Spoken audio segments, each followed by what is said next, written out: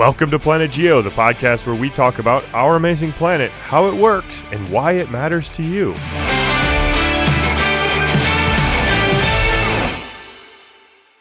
Christopher Bullheist, this is not our normal podcast. This is our Gettysburg field trip, man. This is this is a fun one. We're going to talk for like literally hopefully a minute here and then go on our Gettysburg field trip. Go out into the field with us. And just a quick note here, this is part one of a series that's available on our PlanetGeo mobile app where you can find the field trip. You can find 6 more episodes additional to this where we do deep dives on individual topics about all kind of centered on the rocks, the landscape, the story of the geological story of the Battle of Gettysburg.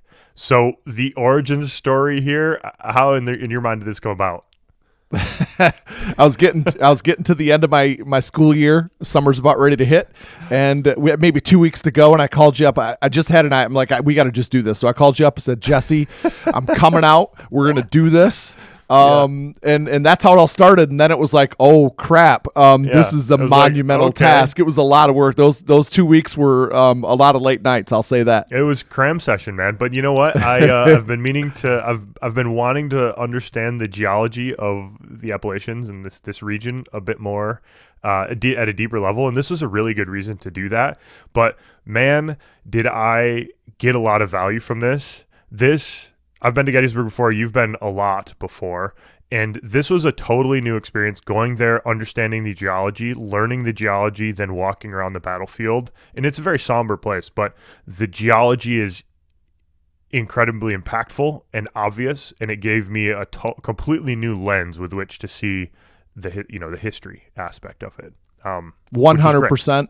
100%. It gave me that lens as well to see how exactly small, subtle changes in topography that are determined by the geology played really, really big into the outcome of the Battle of Gettysburg. That was really awesome for both of us to see and witness. And so then we decided to not only just do the field trip, which included 18 stops, but we decided to take a deep dive into each of the rocks that played into the Battle of Gettysburg, and then one that not necessarily played into it.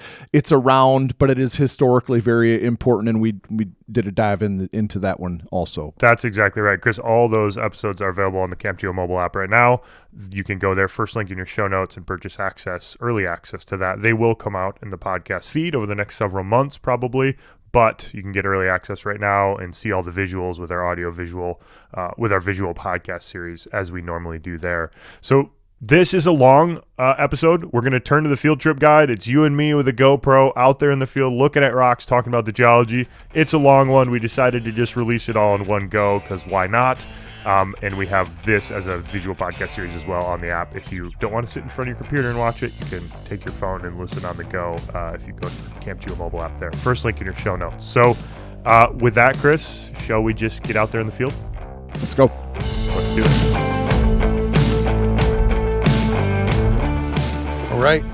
Some roadside geology at its best right here. Looking at Fanglomerate, Chris. Yes. Our first Fanglomerate in York County, Pennsylvania. It's pretty awesome. Back up a little bit, Jesse. Back up a little bit. Yeah. I just want to show you how the environment was changing back and forth. So right there below the Fanglomerate, you've got some decent looking, really red shale. So this is our first stop looking at Fanglomerate, but we're gonna go find some better outcrops because this stuff isn't very well put together. So we're gonna find a spectacular rock, Chris, and the story is very cool. It's the last sort of stage of the basin formation, and that's a pretty cool outcrop right there. Like that looks nice, but we can't get our hands on too many samples right here on this. Yeah, just fall apart. Yep. Yeah, weak rock, but really pretty. Yep. Excellent. All right.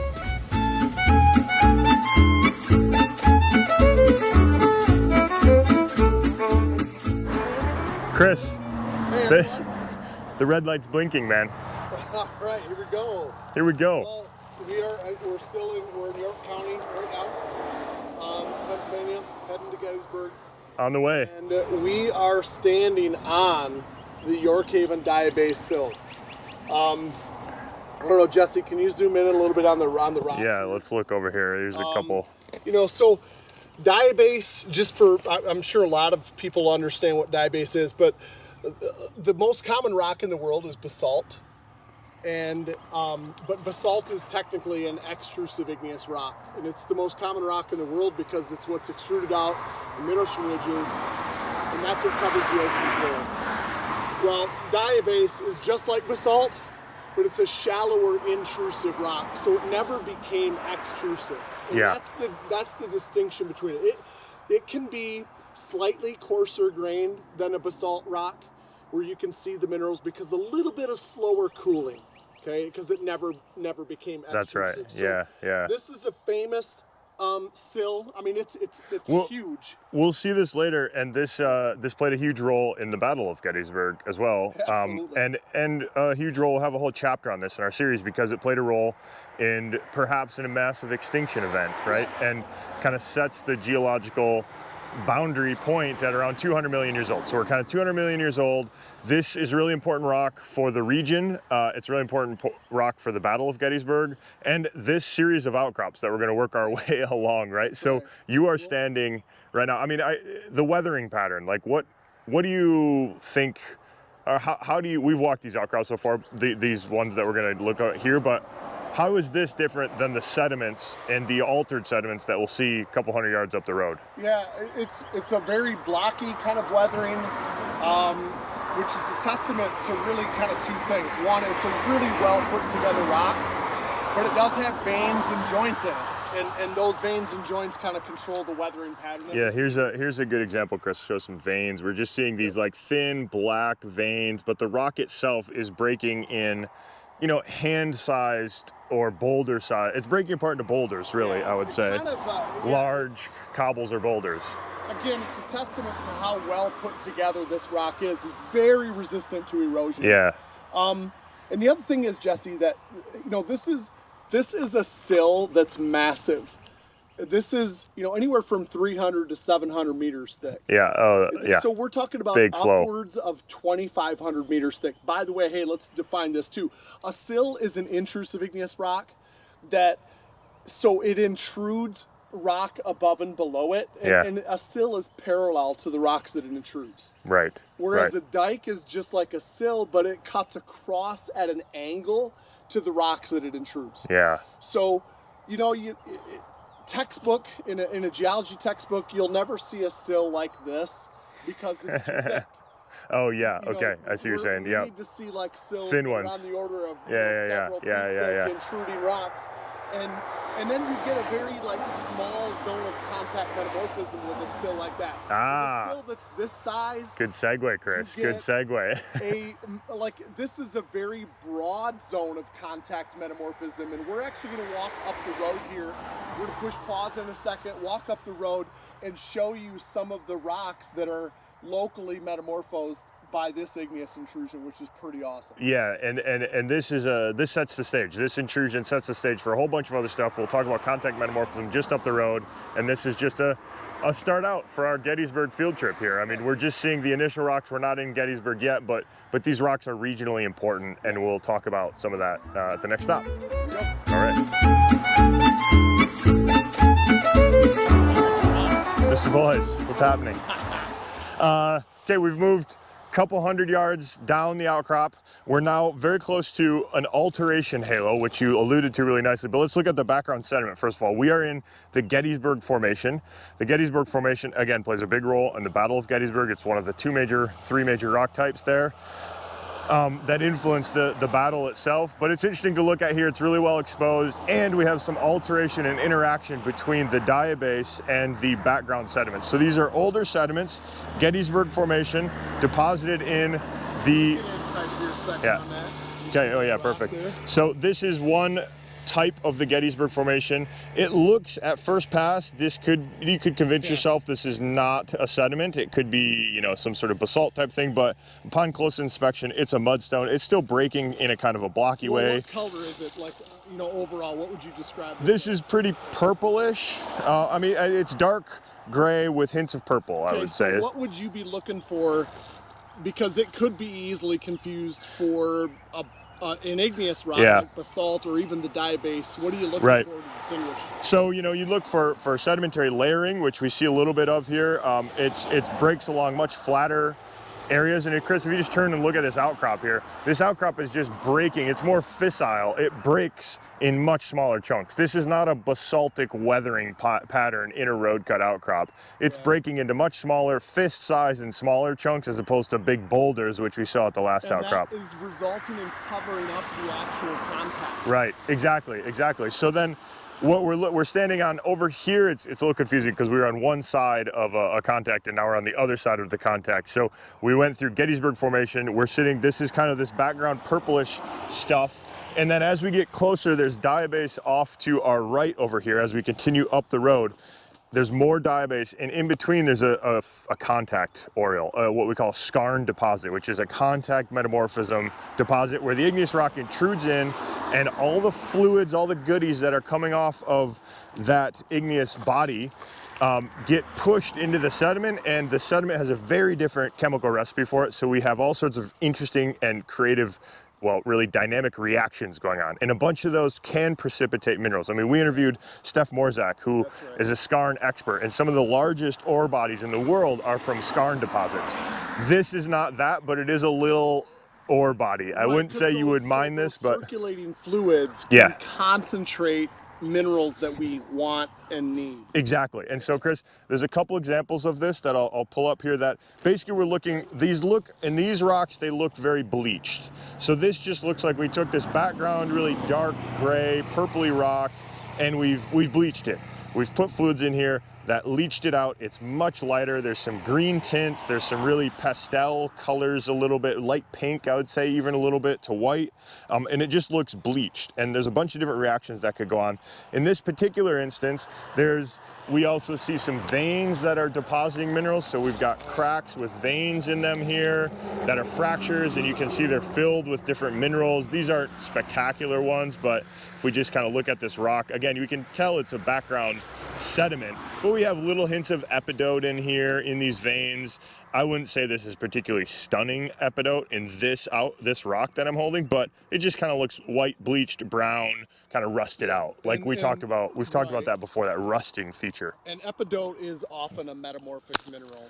Right? Yes, very frequently, in especially around rocks that are mafic in composition, we get a lot of epidote.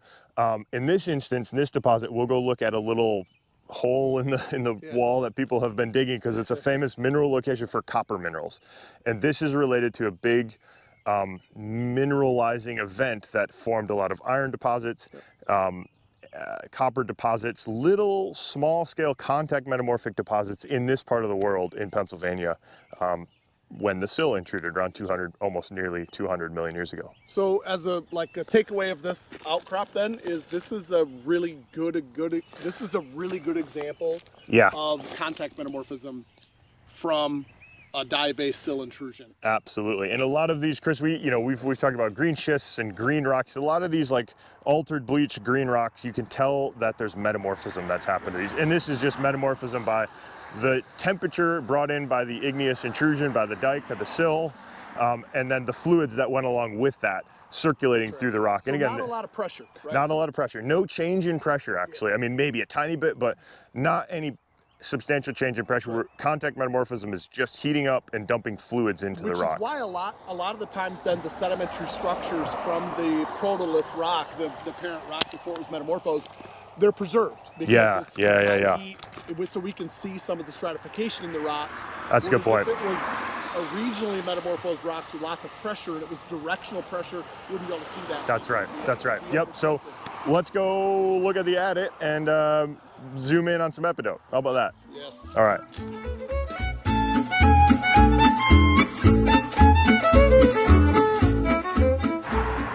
Okay, Chris. All right. There's a bullheis. Mr. Bullheis. Yeah. All right. We just moved tens of meters down the way. We're now near the contact. We have diabase off to this side. That diabase sill that we talked about, the York Haven diabase, as the magma cools down, the magma starts to release its fluids. All magma has a little bit of fluid in it. And what we mean by that is a magma is melted rock. It's silicate-based liquid. Fluid, we generally refer to that as what we call fluid is generally like water-based liquid or carbon dioxide-based liquid. So the magma is cooling down, crystallizing, giving off its fluids. When that happens, there's a bunch of elements that love to be in the fluid. Copper, copper is one of them. Copper, iron gets put into the fluids as well. A bunch of elements get put into the fluids. Those fluids interact with, again, we are sitting on the Gettysburg Formation, and so those fluids are interacting with the Gettysburg Formation, altering it. Here's a pile of rocks here, Chris, that are all that really white, really chalky, altered, bleached, obviously not background sediment here. Right on. And you, Chris, are going to take us Shall we go look at some rocks? Attic. Go take us in there. Let's see what's going on. Let's look at this. All right. Let me turn my lights on, everybody. Okay, so this is what Jesse was alluding to earlier when he was talking about skarns. And this is like a very small, localized example of a skarn.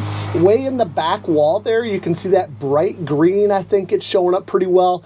That bright green mineral, that's malachite. That's one of our favorite minerals. It's probably one of my all-time favorite minerals. I just love the flavor of green that it gives off. And that's a copper hydroxide mineral. So as Jesse was saying, you know, these fluids are coming off the magma and they're circulating through this, but those fluids also contain certain elements. In this case, a lot of copper, and it's concentrating them very close to the contact zone then between the diabase sill and these sedimentary rocks, heavily altering these sedimentary rocks and then concentrating minerals. And in some cases, these are economic, not so much in this case. At least we don't think so. No. It's too small. You know, but we have interviewed people on our podcast, Stephanie Mrozak, you know, and she specializes in skarns on a much larger scale than this. Exactly. And Chris, this mineralogy gets really complicated here because, again, the minerals are changing. They've experienced a bunch of different episodes. They're magma interacting with the fluids, then the fluids interacting with the sedimentary rock.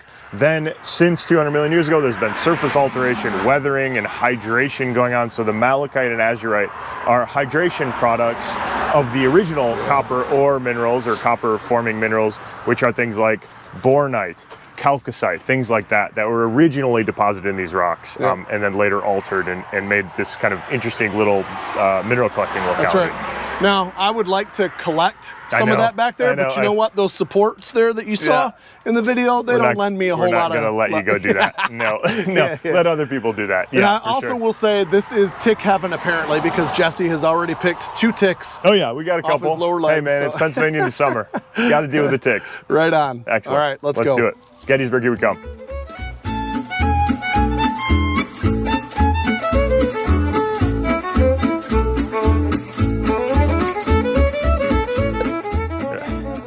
You ready? Stand close to the cannon, Mr. Boyce. Okay, I will. I will.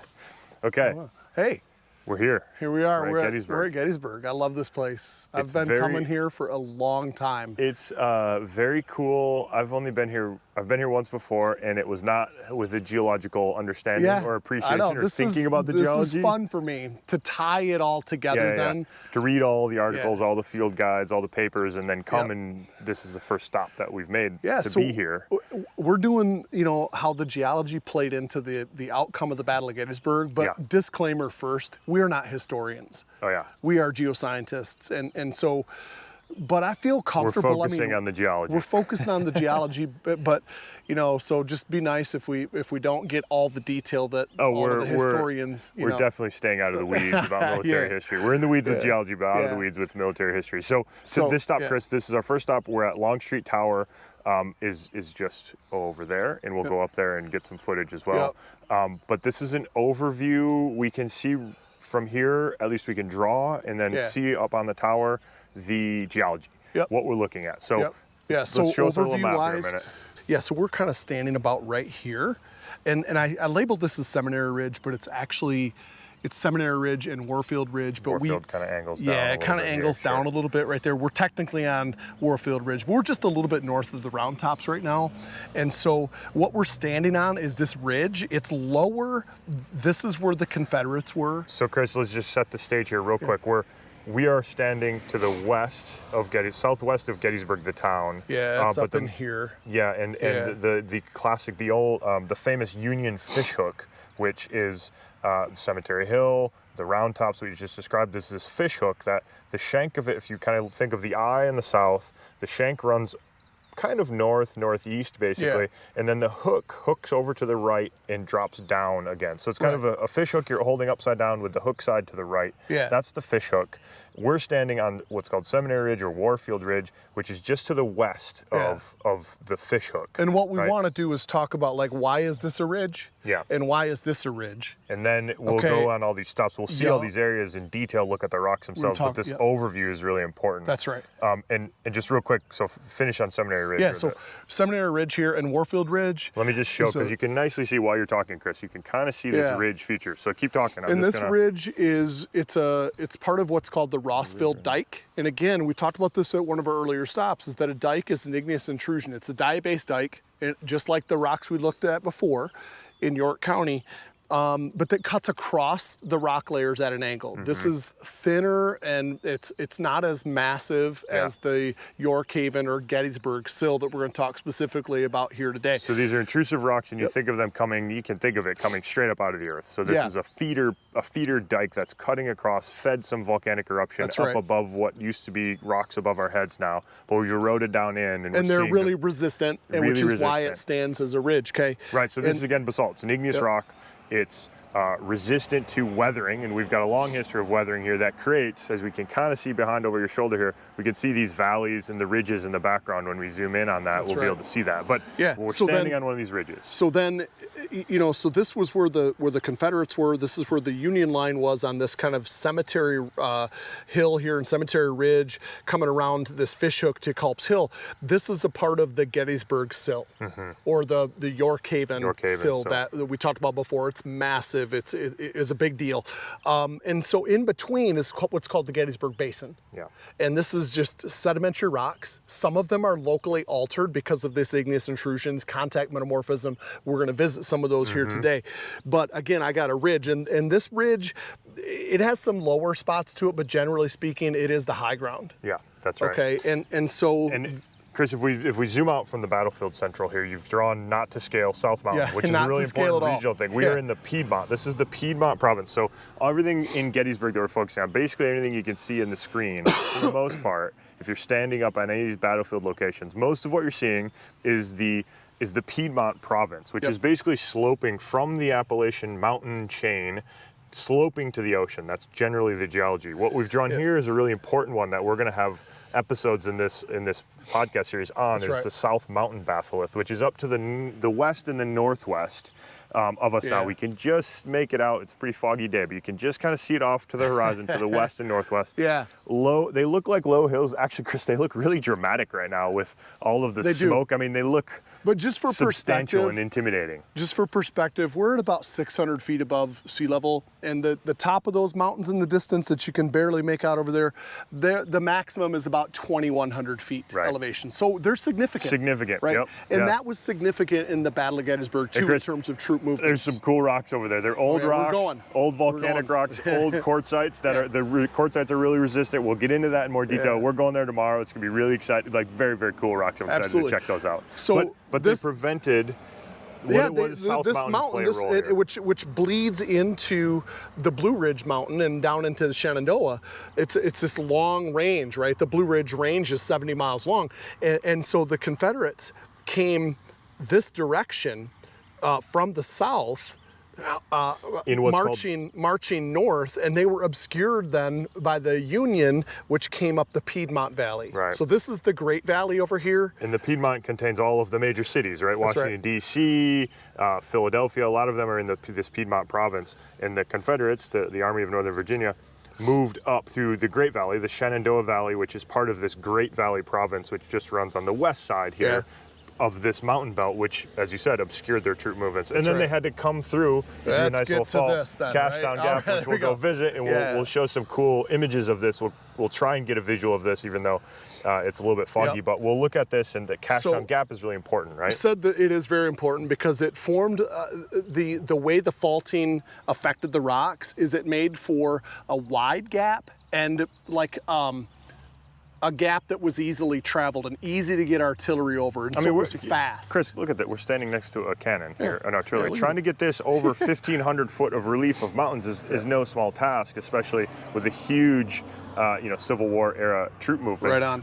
So these just- gaps were invaluable to both the Confederates getting to Gettysburg, getting north. They hid behind it. Yep. They hid behind South Mountain to get north up into Pennsylvania, up into the Union country, Yep. and then eventually try and make their way to Harrisburg, but then came back south, used these gaps, and they also used those gaps as a retreat. Yes, they came and they went through this. Exactly. This is also important. I said this is not to scale and it's not even close, but Yeah. this is 3 miles Let's of just point this offset. out. This is definitely not to scale. Highlight, double click. This Yeah. is not to scale. 3 miles of offset. Oh, that's though, yeah. In this that cuts right through South Mountain. It's beautiful. It's super amazing. important. So it's ironic too, Jesse, is that so the Confederates came up this direction, right, and they cut through the Cashtown Gap right here, and so they entered Gettysburg then from the north. That's ironic. The Yeah. Confederates entered through the north.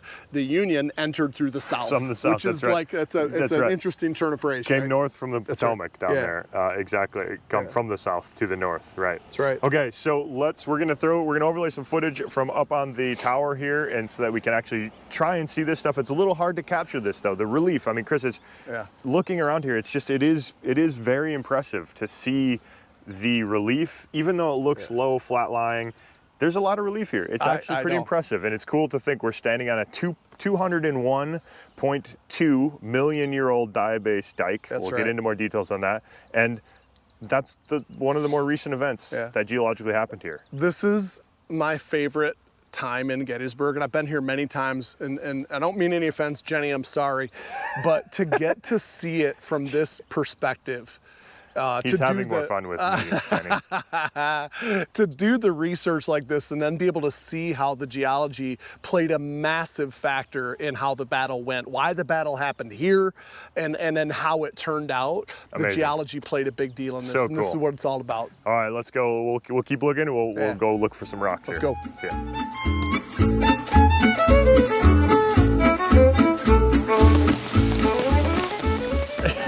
We're good, We're Chris? live, man. We're We're live. It's raining. We're getting rained on. All right, Chris. So, all right, here we are.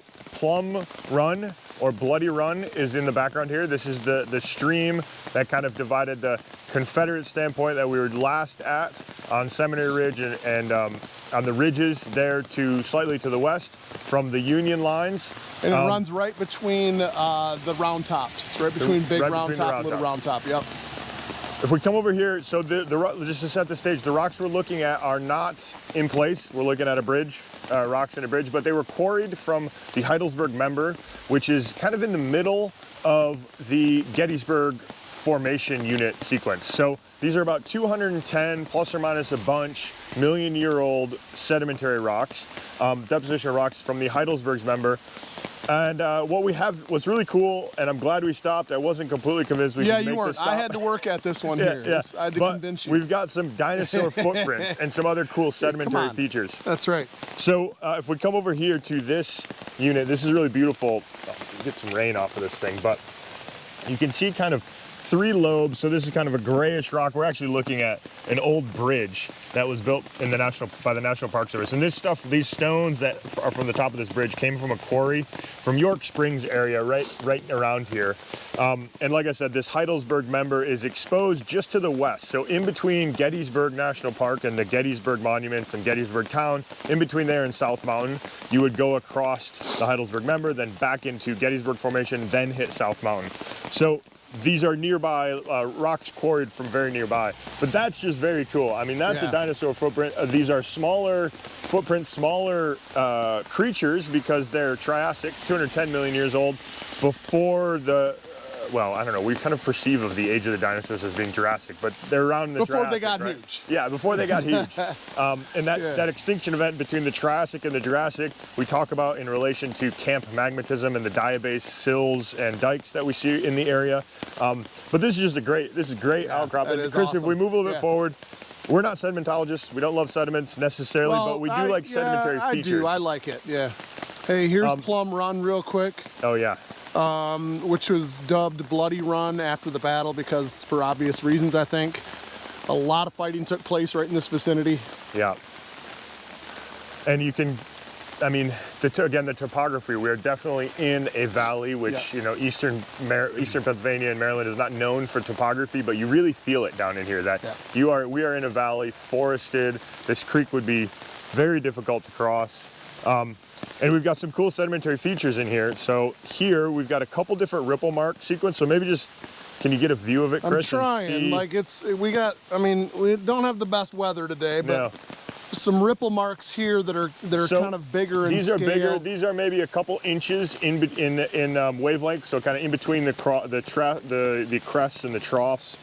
We have a couple inches, 4 inches, something like that. So they're kind of bigger wavelength. This again, it's a couple feet by 4 foot slab of rock that we're looking at the cut faces. And the way these things are quarried, which is great for us, is they're often broken along the weak planes and rocks. So they expose, when these things are quarried, you cut them, but you break them, cleave them along the sedimentary surfaces. So we preserve a lot of those surface features in the surface of the sediments. And this one, Chris, I really like.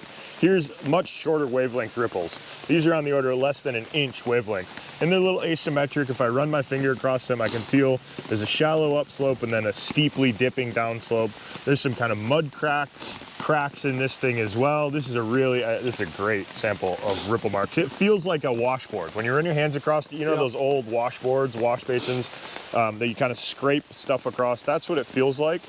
And we've got some over here, Chris, that are mud cracks.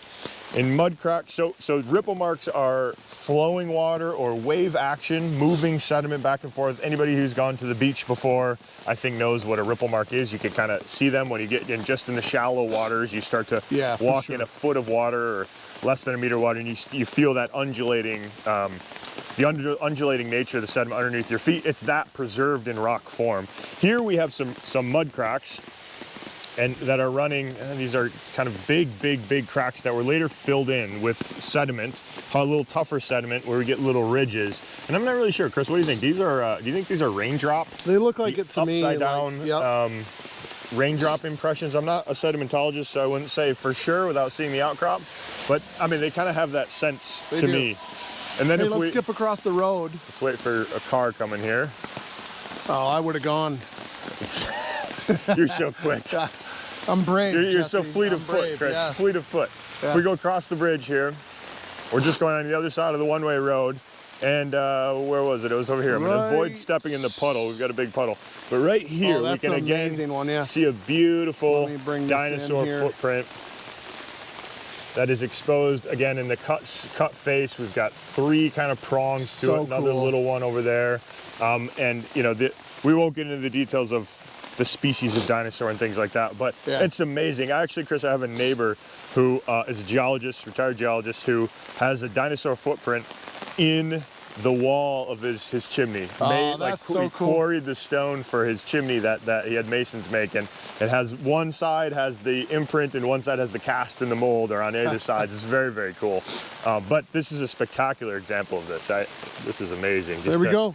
Sedimentary structures. Touch it and think 210 million years ago there was a now extinct creature walking across that. It's amazing. Amazing. Sedimentary structures on Plum Run. There we go. Very cool.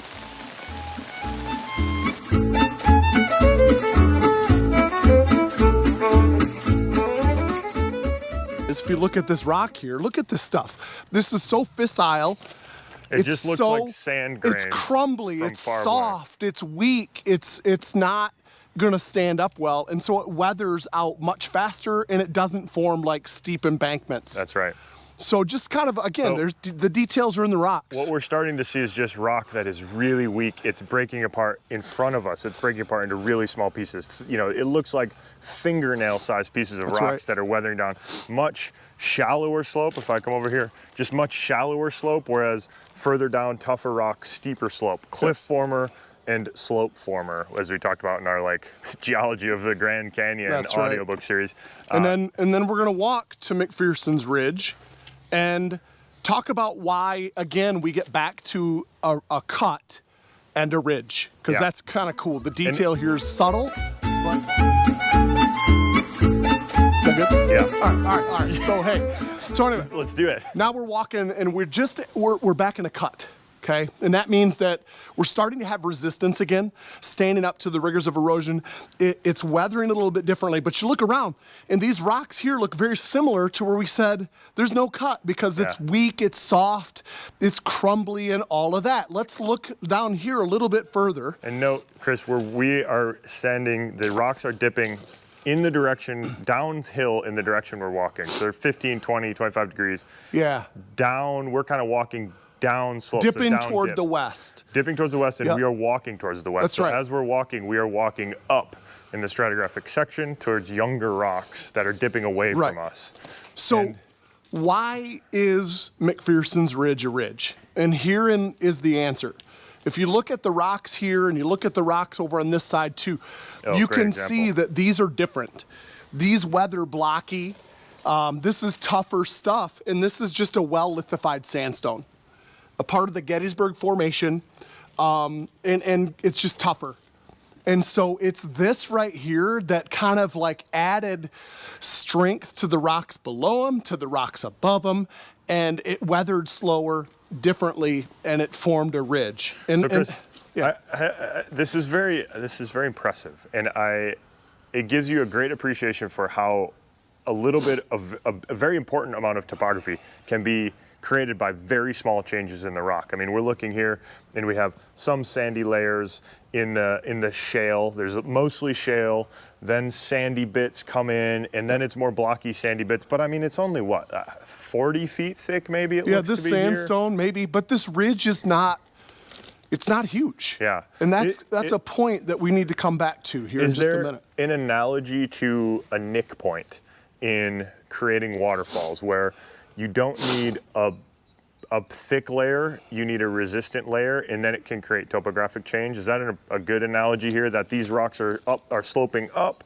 and they're protecting the shale that's underneath of them from weathering a little bit? So there's shale directly underneath of the ridge, although it's not the ridge forming unit really. Does that make sense? Is that a good analogy, or is it kind of weak? It works. It works. I mean, I don't know. When you say Nick Point, then I want to talk about a river flowing across this. Then I'm saying, what would happen when it goes over the sandstone and into the shale? Yeah, okay, that's true. where your waterfall is going to be. Fair enough.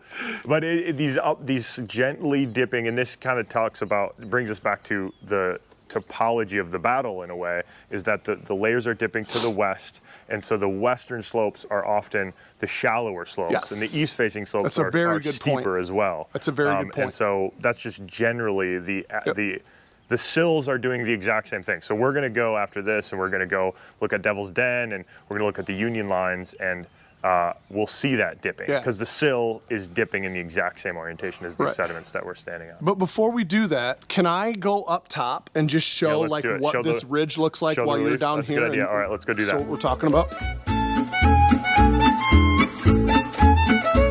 Okay, I'm standing in the lowlands here, and we're looking at McPherson's Ridge.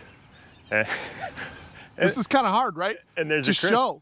Can you turn around a second? Just pan behind you there. So McPherson's Ridge here, the lowlands, Seminary Ridge, that steepest kind of sitting on Seminary Ridge, and these trees are up on Seminary Ridge. So if I pan all the way around and look at a lonesome Mr. Bullheist standing there. So I'm on the ridge. You're on the ridge. Climb up just a little bit more at the road level. All right. And keep talking, because this is not a lot of relief. I mean, it's not much though, right? And it's enough. We're on the ridge, you got the valley behind you. It doesn't look like much. And like, you know, when you think about like modern warfare, we have helicopters and drones and things like this. This kind of topography that we've been talking about all day, it wouldn't even matter. I don't think it would be even noticed. The high ground, what high ground? Yeah, but right. Back during this time, it was 100 degrees out. we had wool uniforms, and they had heavy equipment. And it made all the difference. These little subtleties. And so that railroad cut is off over there, Jesse. Yeah. That's where we just came from. And we just climbed out of that, came up on top of McPherson. One of the Ridge. early battlefields. And Chris, just to talk Yeah, about this and then again. and so kind of like from where you are, Jesse, this place went back and forth on day one for a while. You know, the North had it, the Union had it, the Confederates had it. You know, at one point there was a whole bunch of Confederates down in the railroad cut, and Union soldiers stormed the railroad cut and ordered them to drop their muskets, and 230 Confederates surrendered. In the end, the Union got pushed back through the town of Gettysburg and took the high ground, and that's where most of the battle took place then, with Culp's Hill snaking all the way around the Fishhook down to the Round Tops. Yeah. To the south. I mean, it's just very impressive how little topography mattered a lot. And the small variations, as you've seen, the small variations in the rocks, small transition from shale to a thin couple tens of feet of sandstone, and then eventually back to shale. And that made McPherson Ridge, which was one of the early phases of the battle, and at least at some point, a standing point for the Union forces. Yeah, isn't that crazy? Like that 30, 40 foot thick piece of sandstone, that laterally continuous sandstone dip into the west, formed a ridge that became important in a battle. Amazing. You know, it's just amazing. Small changes. Yeah. Small things in geology matter a lot, Chris. They do. Amazing. Yeah, they do. All right. Cool.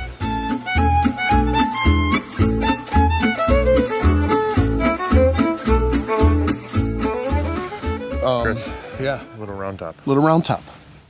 Yeah. It's pretty amazing. This is a pretty amazing view from up here.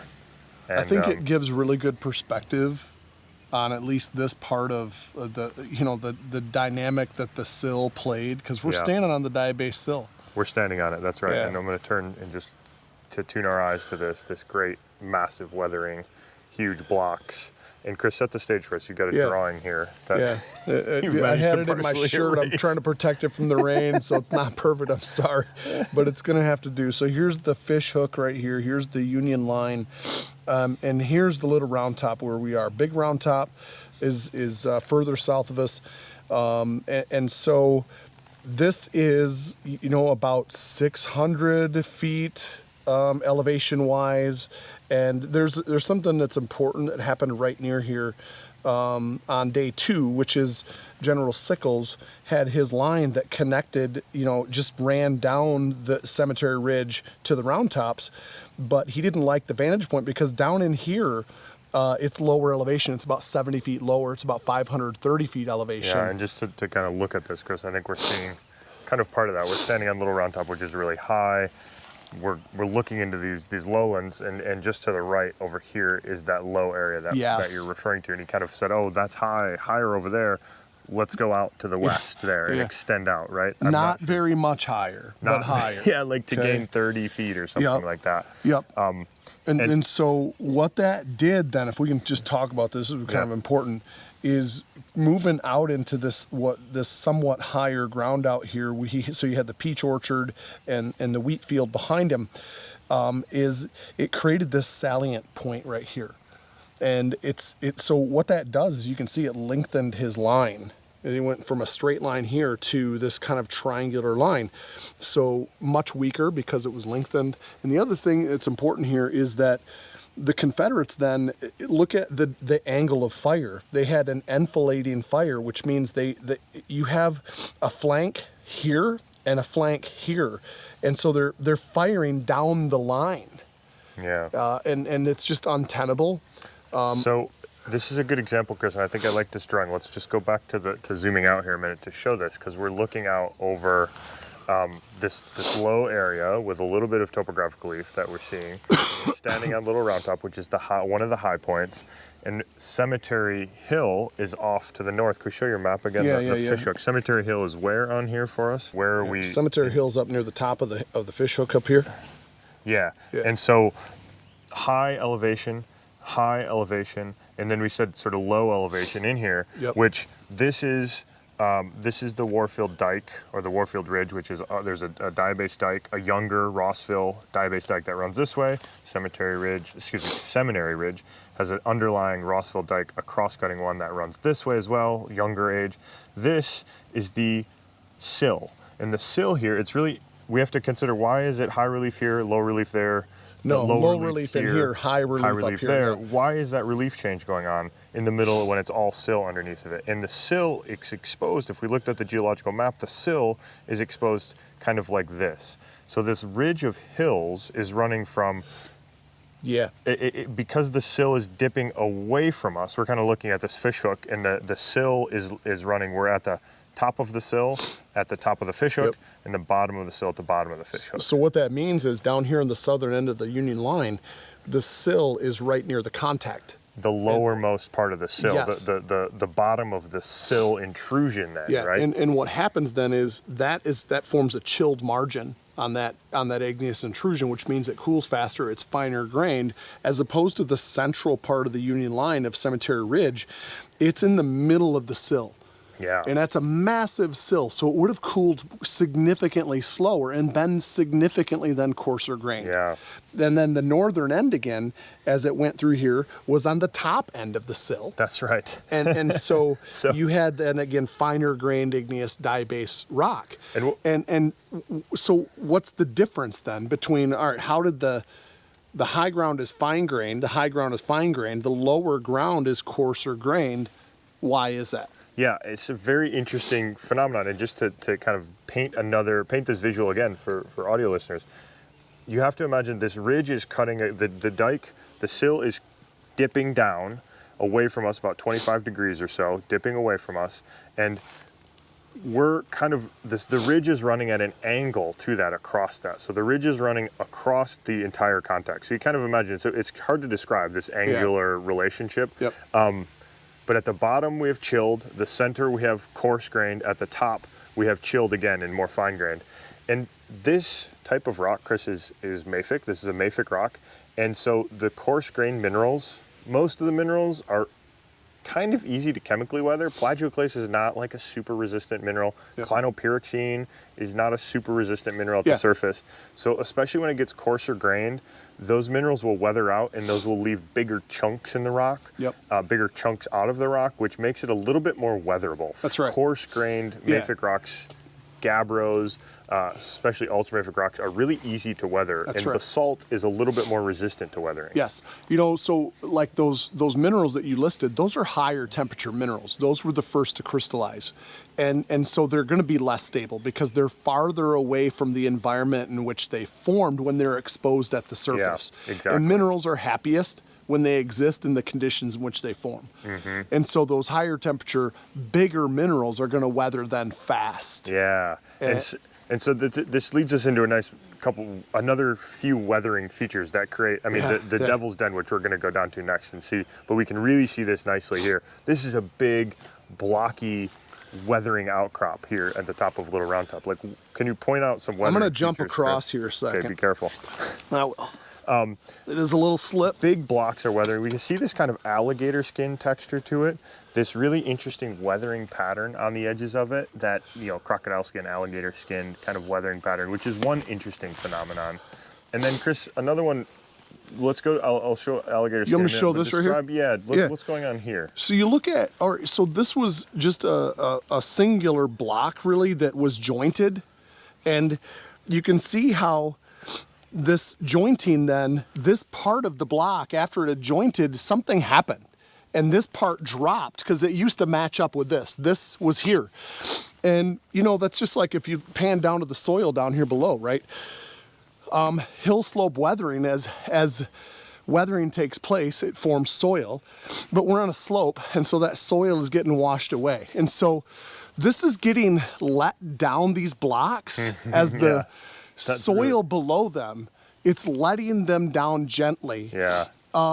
And they don't do it evenly. And so now we got offset here. Yeah. Okay. And I think that ties in nicely to this alligator skin weathering pattern, which, Chris, I'm going to just jump over here a minute and look at a couple of examples right here that we have. Really nicely on these boulders, we can see this alligator skin weathering pattern. interesting fractures going on, this really regular fracturing pattern, Chris. And so what... I'm coming around. Because I want to, like, I mean, if you look at this, actually come around here. Yeah. Okay, you look at that block there. Look at that block there. These were let down. These were fractured like crazy. And then they were just kind of gently let down on the rocks below them as the soil washed away. And this here, Chris, this boulder here shows a really nice example of this weathering pattern. So this is a weathering pattern that we're talking about, this crocodile weathering. On a micro scale. Kind of a skin, yeah, micro weathering going on. But this is a process by which these are expansion cracks, because as this rock gets hydrated, the minerals expand and contract and expand and contract with wet-dry cycles. And that's happening all around. You can kind of see this rock has a rind kind of chipping off of it. This is being broken off in pieces. And as that's happening on all sides, all around all of these boulders all the time, kind of a small scale like exfoliation, really, Chris. Yeah. Taking off the skin one layer at a time, because the skin gets hydrated, altered, deformed, expanded, freeze-thaw cycles, and then that's happening on the top, the bottom, the sides, all of these boulders, and gradually they're kind of shrinking and getting let down as you described before. So it's really all about weathering. And you can imagine this has described in many of the accounts a terrible place to have a battle. Oh yeah. I mean, this kind of topography here. Let's talk about why, right? You look at this rock. The way it's weathering, you can't just pick up rocks and make a wall. Yeah. And that's pretty much the case along this entire Diabase sill. You didn't have the ability to make entrenchments or to make walls for your defense, which is why, even though the Union was in the defensive position, they took a lot of casualties, way more than they normally would have from a defensive position, because they didn't have the ability to dig in. They didn't have the ability to build walls, because look at this stuff. It's very difficult to move. So the only cover they got was behind boulders like this. Yeah. Yeah. And it's not continuous, it's not consistent. Yeah, it's a sort of a hide and seek warfare, guerrilla warfare sort of thing in these boulders. No thanks. And it's all because of the rocks. It's all because of the geology. And the change, I think we can see pretty well from over here, and then we'll wrap it up at this location. But get a view here, Chris, from Little Round Top. As we look north, we can see we go high ground, low ground, high ground again. And that's the progression as we're working from the one edge of the sill to the inner part of the sill to the other edge of the sill, and the dynamics so that are inner part of the sill is going to be coarser grained. It's insulated from all the chilled margins, and that's why it's low. It's weathered faster. Yeah, yes. exactly. Yep. Very cool. All right, shall we continue? Let's go.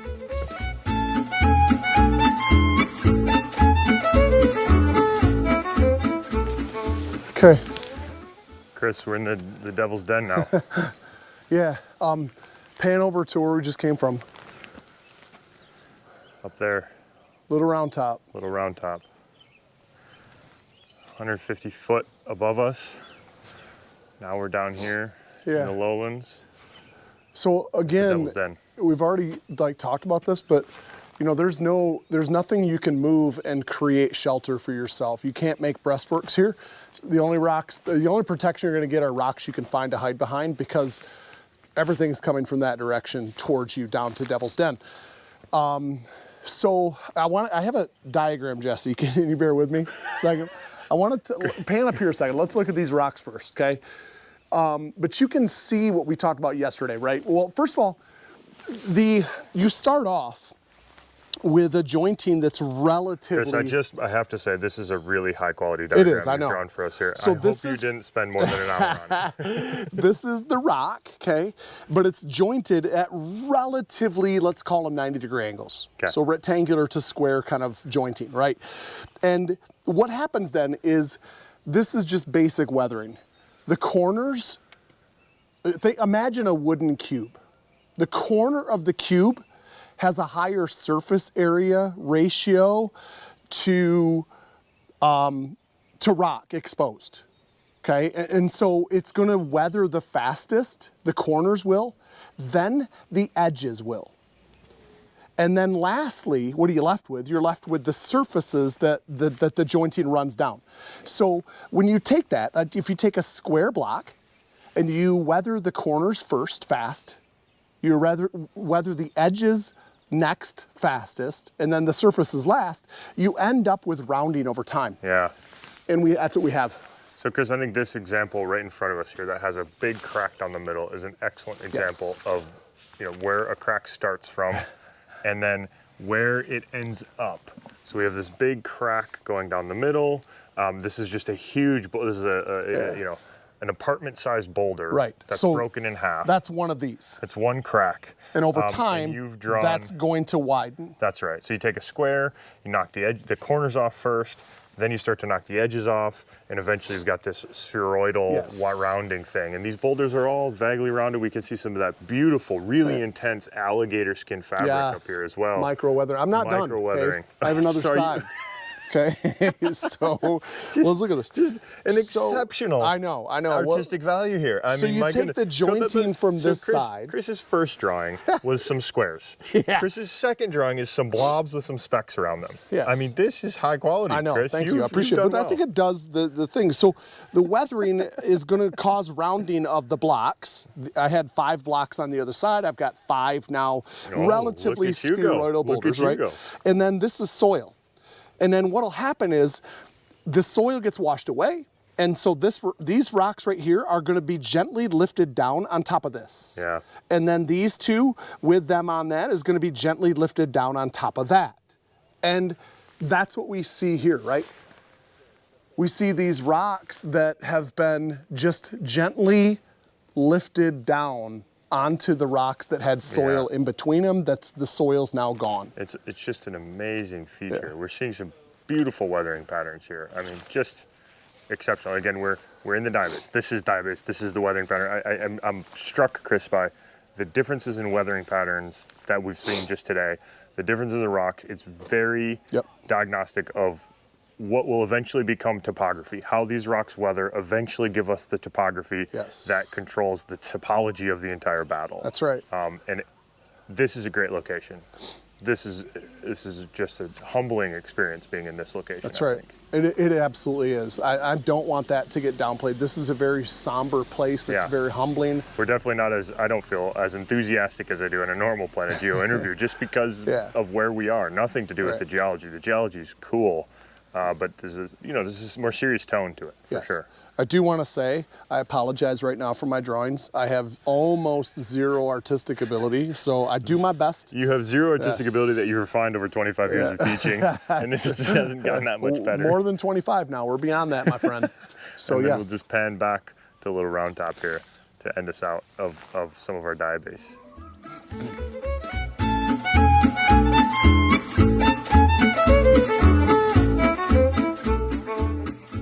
Chris. Jesse, doctor. Hey, this might be familiar to people. Is it familiar to you? Oh, yeah. Well, it is. We were driving down the road. We didn't know exactly where this was. And I'm like, I think that's it. It's a pudding stone, man. Yeah, let's get in on this. This is the Massachusetts Infantry Memorial. It's Roxbury conglomerate. We talked about this in our Geology of Pudding Stone episode. It's a beautiful. It's really beautiful. This is a gorgeous rock. There's a rhyolite clast in it, really big rhyolite clast. It's kind of altered. You can see some fluid flowing through it, making it green. This is a really pretty conglomerate. It sure is.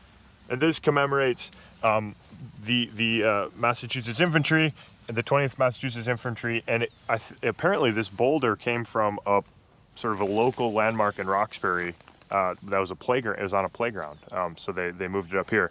And another interesting thing, Chris, this granite, the base is a granite. It's geochemically very famous, let's put it that way, even though maybe a lot of people don't know it. This is called the Westerly Granite, and it's famous because the United States Geological Survey takes rocks that are really homogeneous, makes powders out of them, and then sends them to labs all over the world and treats them as standards. So it's a rock that we really know the composition of really well. The United States Geological Survey makes a lot of these. This is famous because the G1 and G2, Granite 1 and Granite 2 geochemical sample standards from the United States Geological Survey are this granite, the Westerly Granite. That's really cool. I have powders of this in my lab. At Carnegie, we had powders of this. We used it to analyze when we're checking our measurements to make sure our neodymium column chemistry is working properly. We used powder from the G2 granite, which is the westerly granite. So this is a Amazing. really famous outcrop from a quarry stone up there, the westerly granite with Roxbury conglomerate sitting on top of it. This is a gorgeous conglomerate. It is. It's not as good as the ones in Michigan, the Plymouth ones in Michigan, but Hey, we're giving a shout out to Massachusetts right now. this is a beautiful rock. Yeah, I it mean, sure it's is. It's a great use for a land. I mean, beautiful rock for a spectacular landmark like Doesn't have anything to do with the geology of the Battle of Gettysburg, No. except that it's on the battlefield of Gettysburg. Amazing monument. Yep. Yeah, exceptional. Yep. Very cool. Yeah. Okay, we are good. This might be our last stop at the Battle of Gettysburg. At the battle. Right? At the On the battleground. on the battlefield, Yes. yes. So we're standing, Chris, now on Cemetery Ridge, along Cemetery Ridge. We have the round tops down here to our right. We're looking down the fishhook shank to the south. The eye is down there, down to the south. And as we look to the north, as we turn to our left, look to the north, we see the fishhook go up and kind of bend to the right around us here. That's and right. So we're kind of near the high stand. We're back up on probably the chilled margin of the sill, so higher relief, higher Yep. topography. We're above that low zone that was lower down in. What's really striking Can here, I Chris- hold on? Can Yeah. I interrupt a second? Yeah, Sorry. I've never turned you down. Yeah, you do. Right there, though, this is very near the high water mark of the Confederacy during Pickett's charge on July 3. So they came across this low-lying field, which Jesse's going to talk about the difference in elevation here in a second, but that's the copse of trees right there. Very important because that was the goal. Aim for that. That's where we're going. We're maybe 5 feet downhill. I mean, 100 feet downhill, but 5 feet in elevation off that hill, Yep. that copse of trees. Right Chris. on. And so what's really striking about standing here, I think, is we've talked about this before, but really how a small amount of relief had a massive impact. We're looking across, if I turn and look west over my shoulder, we have Seminary Ridge. We can kind of see it defined by this stand of trees over there, Seminary Ridge, and there's not a lot of relief change across No. this. It does not feel like there's a big slope, a big downhill valley between us. From our standpoint here up on Cemetery Ridge is about 60 feet below us there. From Seminary Ridge to the bottom is about 30 feet broadly. So, but it's a mile. It's a long distance with a gently sloping uphill. Tough still. Yeah. Well, it was brutally hot. Brutally hot. Humid, Exactly. And you almost talked as about, hot and humid as you could get. Yeah. Like it was really not good some conditions. muggy weather happens around these parts. We have And you know what, Jesse? Hold on. You read something too that because of the complexity of movements, nothing really got kick-started in the morning. Till noon. Until noon. Nothing yeah. happened till noon at the let's- earliest Let's because just of wait till the hottest part of the day. logistics. And- Exactly. yeah, So exactly. just to kind of frame this, we have a cross-section drawn. So we're going to look at this, Chris, and this is a nice drawing you've made. Thank here, you. Chris. I appreciate that. But this kind of shows generally what we're looking at. It's not to scale the thicknesses, but we're standing on, again, York Haven Sill. Here, I'll switch to this one a second. We're looking kind of this way to the fish hook again. Chris has his candy cane drawing here. We're of the looking, fish this hook. is the orientation though. So the fish hook where it curves around a Culp's Hill up on the top. Can you point that a second, Yeah, Jesse? we're curving around up and to the north and the west. Right, so that's the orientation that we are facing right now. We're looking up the fish hook to the hook end, and it's hooking around to the right to the tip of the fish hook. Okay. We are standing, this is a cross section, we're standing on the York Haven Sill still. And Here, I don't like this angle, Jesse. Why don't you turn that around and look at it upside down for me, please, so I can get you in the frame there. There we go. Just turn it upside down. Like there. There you go. upside down. Okay, so we're standing on the York Haven Sill. It's sloping to the west. It's dipping to the west. It's a sill intruding with the sediments along the same plane as the sediments, so it's dipping in the same way the sediments to the west. As we go across this field here, where Pickett's charge came up to the west, we have the Gettysburg Formation, kind of undifferentiated Gettysburg Formation. The Rossville Dike, this dike that cross cuts over there, that defines Seminary Ridge, a thin dike that's coming up, younger. Point to Seminary Ridge on the diagram. Seminary there, Ridge over right here, there, the Rossville Dike is coming up. That's 201.25 million years old. The York Haven Sill is 201.5 million Slightly years older. old. Slightly older. Yep, Cross-cutting cross-cutting. here. And then you can see, Chris, you've nicely drawn a difference in the slight change in the sedimentation within the Gettysburg Formation that gives us McPherson's Ridge off to the northwest on the other side of the town of Gettysburg, which we were. So this is a really beautiful cross section that kind of shows, and it also shows as we go across the York Haven sill, as we go across Cemetery Ridge, we're going from the bottom of the sill to the top of the sill, from the north to the south, and we go from these chilled margins to the interior zone to the chilled margins again, and shows that nice sort of progression across this. But this change in slope here, where Pickett's charge was, is pretty slight. The change in slope elsewhere where we've looked is more dramatic. Here it's pretty slight, but the weathering differences are still there, are still present, and the reason that we're on a high stand is because we're standing yet again on the York Haven sill. Yes. Good. So can I want to... Okay, Chris. Okay. With the spectacular drawing. Yeah, I know. To wrap us out I just want to wrap this up here.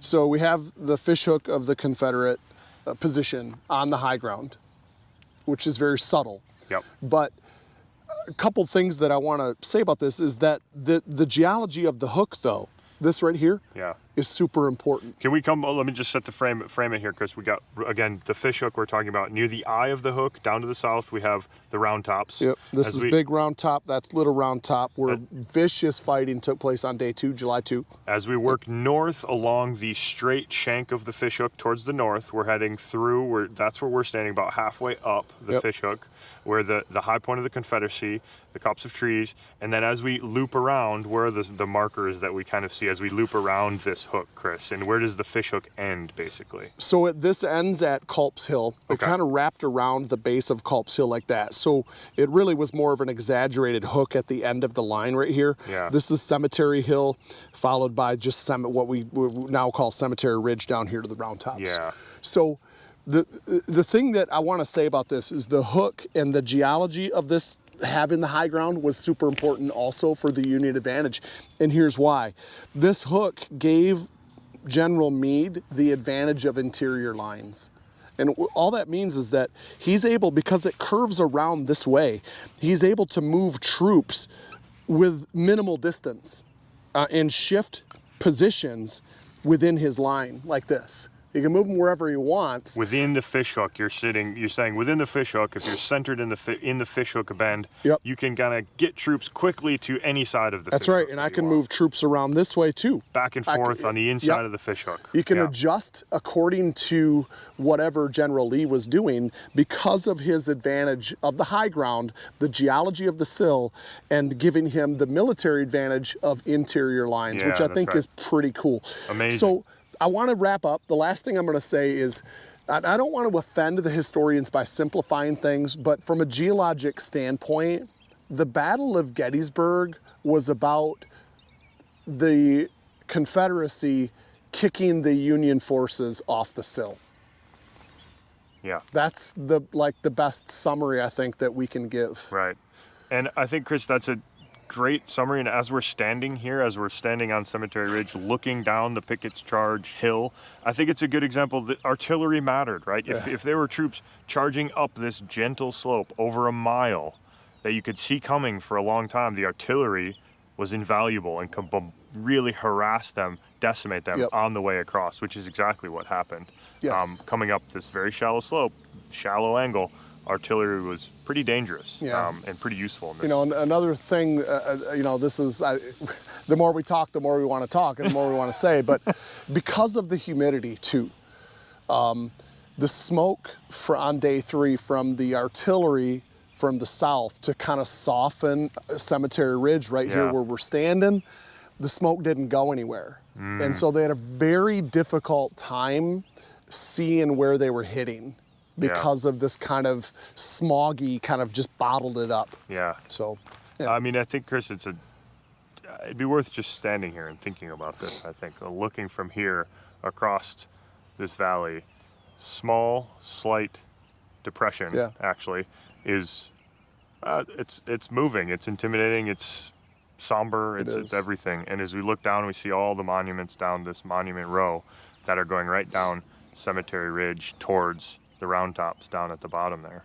It's the geology was super important here and hugely influential. Yeah, and this experience is I've learned so much through just learning about this, reading the guidebooks, reading the field guides, looking at the rocks while we're here. It's just great. I want to like kind of tag onto that is that I have spent so much time here. Yeah. With my wife, with my kids, we have ran every road. We've biked every road. We've done a ton of walking. We do the ranger walks there, and they're amazing. These people are so good. But doing this, I said this to you earlier in the day. This gave me a much deeper understanding of what went on here when I intertwined the geology with the history. And I love it. It was just, this was so much fun. We're not done. We're not done. No, we got much more to do, much more to look at, because there's cool geology around, sort of all around this region. I do want to say two things to touch on that, Chris.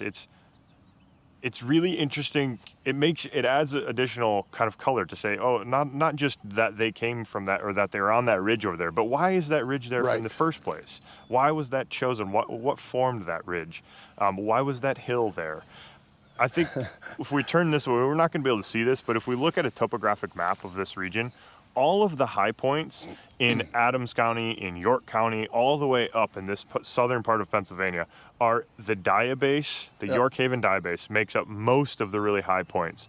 All the little knobs are in the outer edges of this Diabase shield. So it kind of really explains the topography of this whole region. The geology just explains it. It's really amazing. I lived in York County for 3 years, and I started to understand the geology, but now I have a much better grasp of that. Not only the geology, but the geography as well, and the topography. You know, you have a son that's almost 2 years old, and if we were born to be curious, and if you ever question that, then just spend time with a young person like that, and how many times they say what and why and how, and they're just asking. We're born to be curious, and that doing this has satisfied a big part of curiosity for me and a deeper understanding. So absolutely love it. Well, that's a wrap for today, and probably the battlefield, and we'll maybe get a couple better viewpoints. Hopefully the weather's better tomorrow and we can get some nice overlooks and see South Mountain from high points. Apart from that, then we're going to move on to the geology, a little bit more regional geology from here.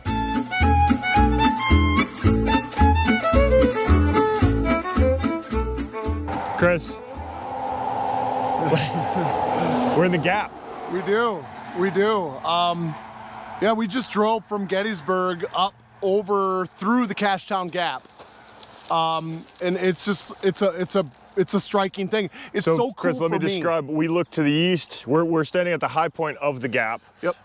Where the road is sloping down to the west, down to the east from us. To the east is Gettysburg. To the west, we go into Chambersburg, Pennsylvania, Maryland. And then South Mountain and South Mountains all around We're surrounded on all sides by South Mountain. And we're standing on a sequence of outcrops that defines the Cashtown Gap, which is the Carbaugh Marsh Creek Fault, which the Carbaugh Marsh Creek Fault defines the Cashtown Gap. Like the gap is there because of the fault, right? Yeah, and it's really impressive. I mean, it's relatively straight. We just drove it. It doesn't have a lot of relief. We didn't do a lot of climbing, not a lot of descent. It's a legitimate gap, and it's wide. It's wide, that's right. So understanding the geology of this makes it easy to see why this was one of the main gaps that they chose for easy travel, fast travel, getting artillery through the gap. And to set the stage, the Confederate forces were hiding to the west in the Great Valley behind us, to the west of where we are right now, and they used this gap to get to Gettysburg and also to retreat away from Gettysburg after the battle. And so there was some sort of little bit of pitched conflict in these gaps in the South Mountain Batholith, or in the South Mountain region, that the Confederates were mainly using to traverse to and from the battlefield, basically. Loud. That was a big one. Busy road. Busy road. It's still a useful gap. More later. Let's just look at this real quick before we leave. Is we have these quartz veining. Lots of veining. There's a lot of faults in South Mountain, and the Carbaugh Marsh Creek Fault being one of them. And here we can just see loads of quartz veining associated with the fault movement. We're seeing some nice planar features, like on that planar breaks in this, what is rhyolite? This flow textured rhyolite. We're going to talk more about this later on, because we're going to get to a quieter place. But just the way this is breaking, this is breaking flat, which means this thing has been jointed, fractured, faulted. It's not your average rhyolite. That's not how rhyolite breaks normally, right? So there's been stress imposed upon that rock. Absolutely, and it's really super smooth. So we're going to take some with us. Yeah. And then we'll talk about these rocks later on. Where it's quieter. Yep. All right.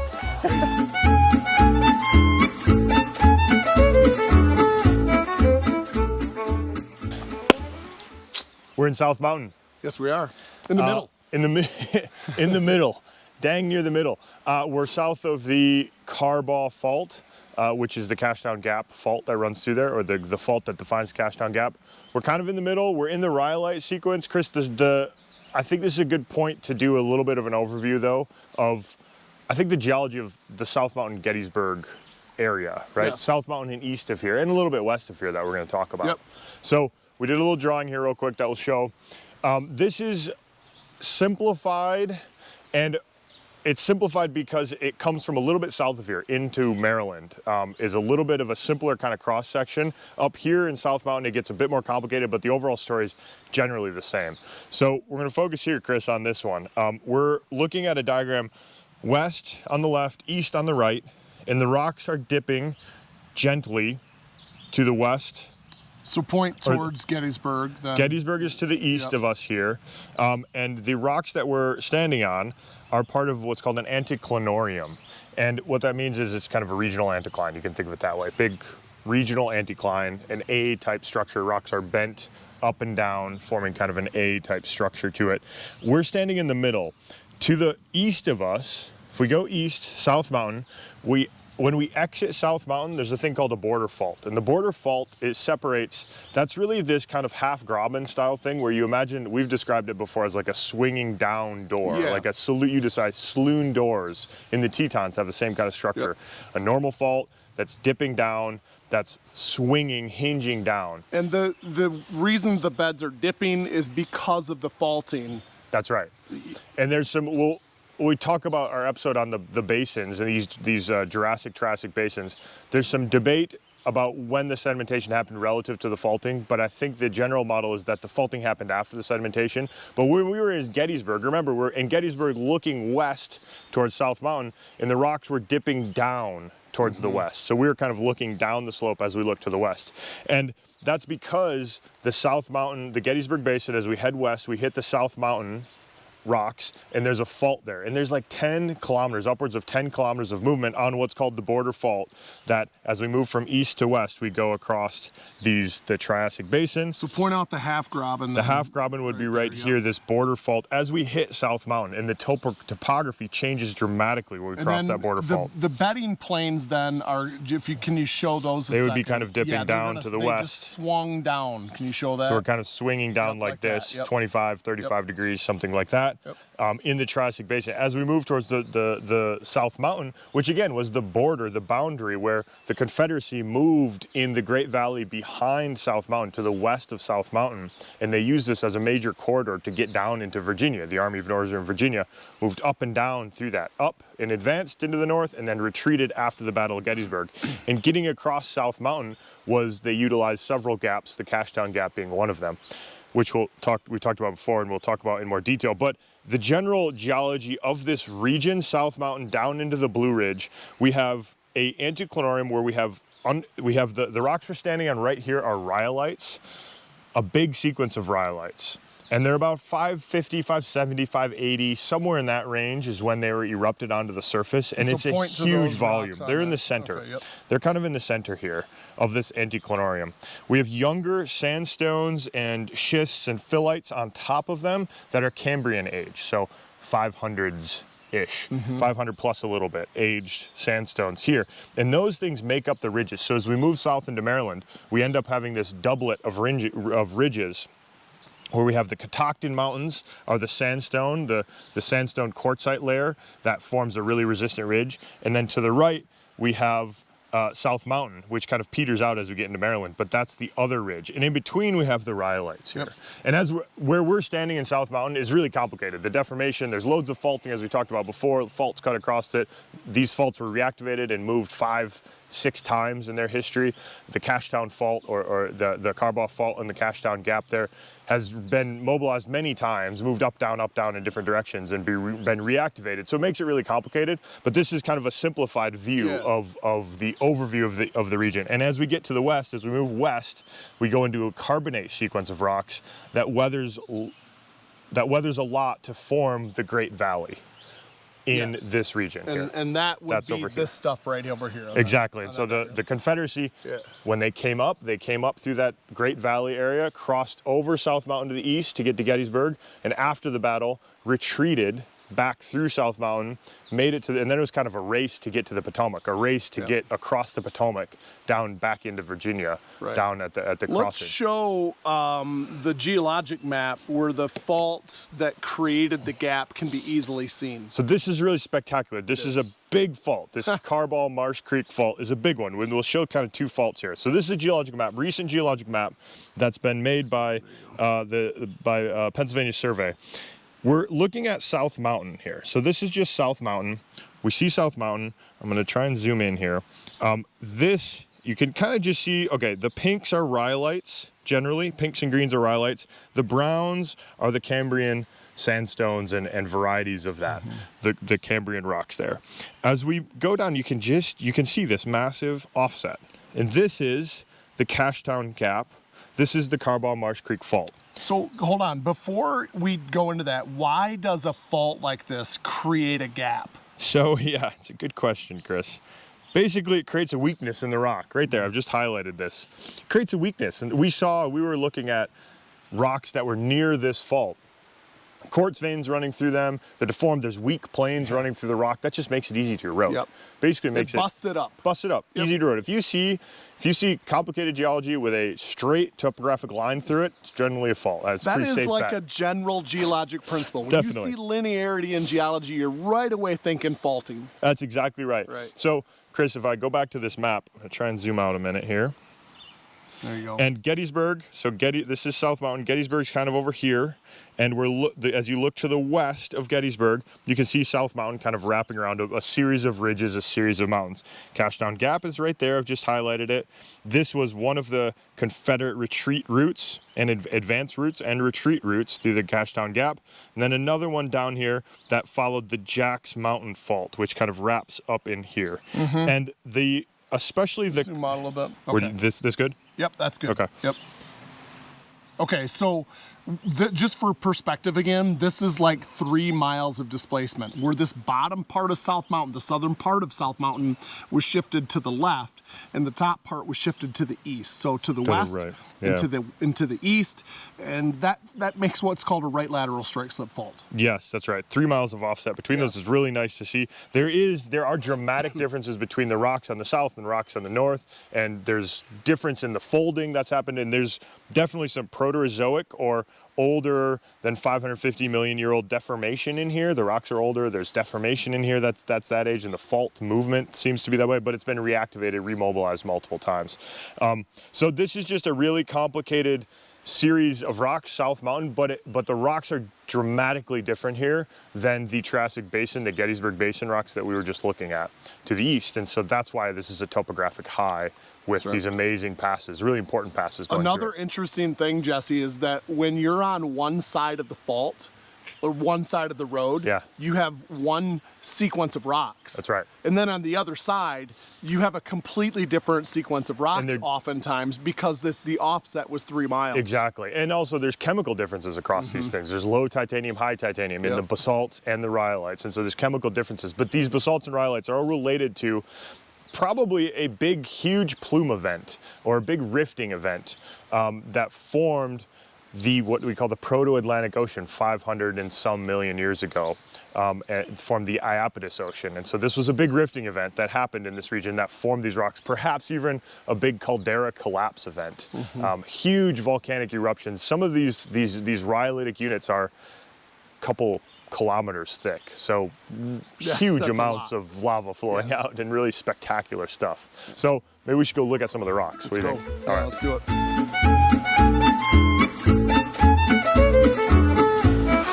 I think there's a bullhead hiding in the trees over here. Yeah. What'd you Jesse, find, Chris?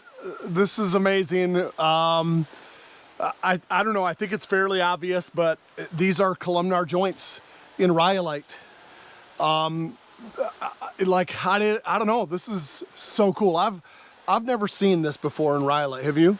No, I don't. Maybe once in Colorado, but I can't remember exactly where. But no, not this. Not I've this seen well it in formed. a phonolite. I've seen it in basalt, obviously, very common structure. So, all right. This is the rhyolite we've been talking about, okay? And columnar joining as the lava flow was cooling off. It was shrinking. It was solidifying all at the same time.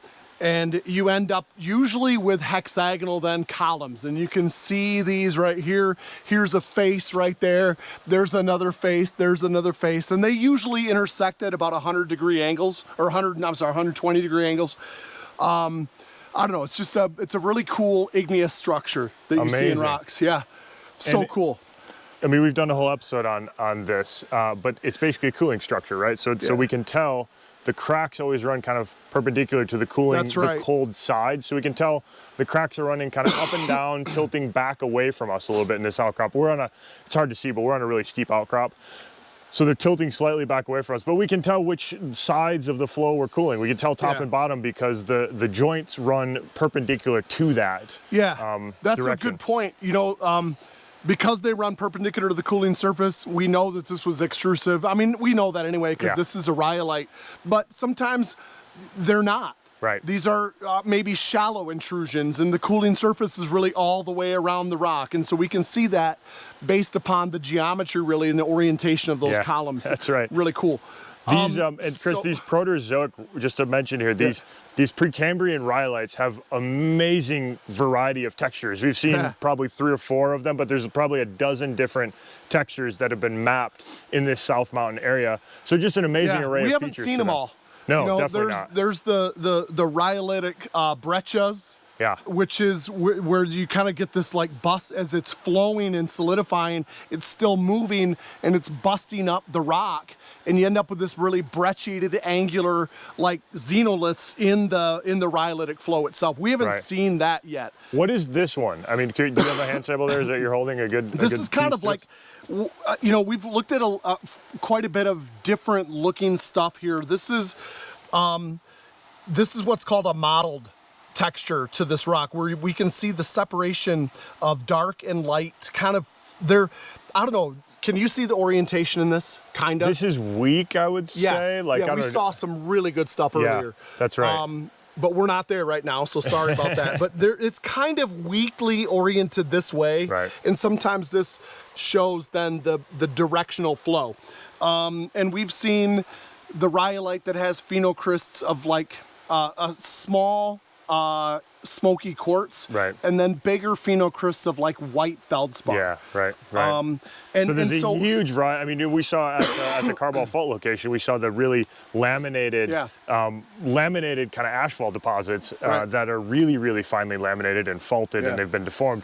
These are beautiful though, and it's amazing the array. So we're kind of on this big outcrop, the array of different types. This is all kind of one outcrop. This mottled rock type is this whole outcrop, but throughout South Mountain it varies a ton. Yeah, and the other thing that we should talk about a little bit anyway is why is it so dark colored? This is a rhyolite. Most people associate light colored with a rhyolitic flow. Yeah. Because it's felsic. It's made up mostly of quartz and feldspar, these really high silicate minerals. Excuse me. Still sick. I'm still sick. Anyway, so the darker color, this kind of like steel blue, bluish gray, and sometimes even purple color that we've seen today is really a result of iron that is like finely divided iron that's suspended in this lava or in this, this flow, this rhyolitic lava flow, and then it oxidizes. Yeah, that's right. And it turns it various shades of, darker colors. Like we said, the dark purple, the dark gray. And we've talked about this before, Chris, that obsidian is usually really dark colored rock in many cases. And it's also because it's a glass. Like this is a glass fundamentally. And actually, interesting point there is that many of the Native American communities have quarries, or there were quarries up in South Mountain that were looking for the obsidian, because this stuff, you can kind of see it a little bit here, it fractures, and there's really nice sharp patterns that you see in that rock. You could shape this stone, and early Native American communities certainly did. And there's quarries all over. It's the MVP. It is the MVP. That's right. Absolutely. Yeah, and you know, it brings me to mind of something you said, and when you first said it to me, I was like, "You're full of crap," but it was classic Chris response to everything I said. It was that you really can't identify a rock until you get it back in the lab. Yeah. And when you do a petrographic analysis of this rock, under thin section, under microscope, you're gonna see just almost all quartz and feldspar in here. Yeah. And then the dark color is kind of like this oxidation bleeds into the minerals, and it kind of smears them, and it can result in really kind of like tainting the whole rock a different color. And Chris, that is even glass. So this stuff was probably some sort of glass obsidian when it crystallized over 550 million years ago. But that glass is really unstable over geologic times. There's no such thing as old obsidian. No, and because glass is basically a liquid. It's a liquid that flows over millions of years, timescales. Yep. And so it has to it gets devitrified, unglassified, basically. It gets crystallized out, altered, prenate pumpellate, all sorts of alteration minerals kind of come in and add some structure to this unstructured glass, which is kind of what we're seeing in some of the cases in this modeling. Vitreous means glassy. Could we talk about this? Yeah. Sometimes we describe the luster of a quartz mineral as vitreous, kind of glassy. Like devitrified then is devitricified. Yeah, right. Like it's unglassy. Yeah, but exactly. it's a testament to the lack of stability of glassy at the surface. Totally. This is amazing. Yeah, it's really cool. This is spectacular. I referred to this outcrop, or these suites of outcrops, in our geology of jointing like this, of columnar jointing, and I've not been here before, not seen these, so it's really nice to see them, because really cool. they're not far. They're in Pennsylvania, in South Mountain. That's spectacular.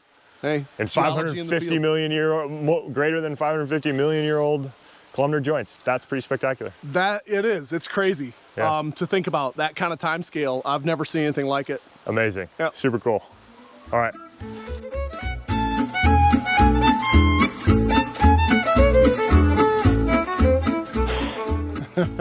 Good to go. Got you on. Chris, our last stop, man. That's right. I don't know. Is it the best rock? Oh, that's tough. Columnar jointed rhyolite. I don't know. That's tough. It's a tough one. Let's see. Let's zoom in on it real quick, and then you can talk about this stuff right here. It's one of the more spectacular rocks I think I've probably ever seen, just from a look of it. This is fanglomerate, is what it's called. This is the last sedimentary rock in the story of the Gettysburg Basin. We are not in Pennsylvania anymore. We're not in Pennsylvania anymore, Chris. We are down in Maryland, on the Maryland side of the Potomac, where there's a big exposure of this fanglomerate, what's called Calico marble, Potomac marble. It has some trade names. It's a beautiful stone that down here near, in and around Leesburg, Virginia, and in Point of Rocks area in Maryland around the Potomac, there's a big, thick sequence of it. But this fanglomerate stuff, which we just saw, I mean, what fanglomerate? Yeah, so let's define that a second. What is a fanglomerate? Everybody knows conglomerate. Conglomerate, yeah. This to me is a breccia, really angular. It's a little bit of both, right? Yeah, a little bit of both. It's not really that rounded, but it's not also strictly angular either. Exactly. I mean, it is full of class, huge class, as we saw. We look at this thing. I mean, it is various class size. We see kind of pebbles to cobbles to sand grains. Down here, Chris, there's a bigger one, several inches long. We've seen in these some quartz. We have some quartz pebbles in here. We've seen boulders, like actual boulders, football-sized boulders in this fanglomerate. And this is the last sedimentary rock that's deposited in these basins. We'll have a whole episode on it in our visual podcast series, but it's a breccia that is cemented with calcite dominantly. And so around here, this thing has been baked by one of the dikes, and so it's a marble, Calico marble, Potomac marble. So it's a metafanglomerate. And these fanglomerates, you can find them all up kind of set up against the border fault on the west side of all of these basins as we chase up through Gettysburg. I've seen them up in York County. Well, we saw all the way some up in towards York County Harrisburg. and we stopped, but that Exactly. stuff was like, it was not nearly as well lithified as this because it hadn't been metamorphosed. That's right. And this, a sort of an alluvial fan type of deposit, we can think of this. And basically, All right, what's an alluvial fan? so this is a mountain stream coming out of the mountains, dumping into a valley, and the stream dries up, and it just dumps all of its sediment right there. So arid climates, high topography, high relief at least, and it's just pulling stuff out of the mountains, dumping it. In the flatter land below. So they come ripping out of the mountains, they hit the flat land, slow down, and they start to deposit this stuff. Exactly. So, like, it's just a fanglomerate because it's an alluvial fan conglomerate. That's right. That's right. Exactly. And these were so abundant that they were coming out of the mountains and they were coalescing. That's right. Kind of coalescing, multiple fans kind of aggregating together. Here up around Leesburg, there was a particularly thick fan. And the fanglomerate kind of changes character as we go around the basin. So we can kind of think of this and draw this out in our heads is that we had this basin that was forming. To the southeast, so the Gettysburg Basin, we had mountains, or the high relief was to the southeast, and all the sediment was draining to the northwest at that time. And so we have this big sequence, which now we have these 4 or 5 different basins together: Newark Basin, Gulf River Basin, Gettysburg Basin. Those were all draining to the northeast. Then something happened that created some relief down to the southwest area, basically, and that relief ended up dumping all of these fanglomerates onto it. So we kind of had a shifting drainage basin direction here at the end, the latest stage of sedimentation in these Triassic, early Triassic basins. Yeah, right near the top of this stuff. In eastern North America. That's exactly right. It's not incredibly relevant to the Gettysburg War, or the Gettysburg Battle.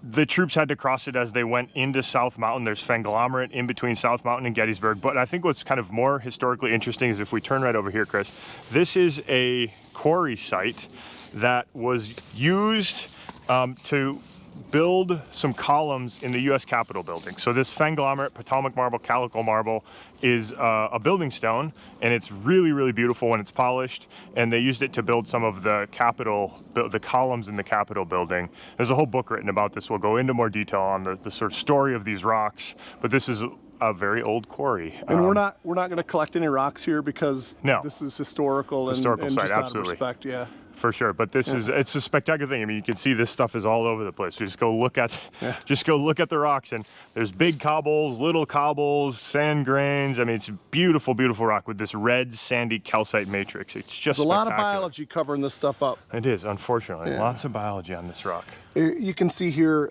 this is a really good example of the angularity to a lot of these clasts, which is kind of like it's maybe more of a breccia technically than a conglomerate. Yeah, that's at least right. in places. At least in varies, places. yeah, That's yeah. exactly right. So, Potomac marble. There we go. All right.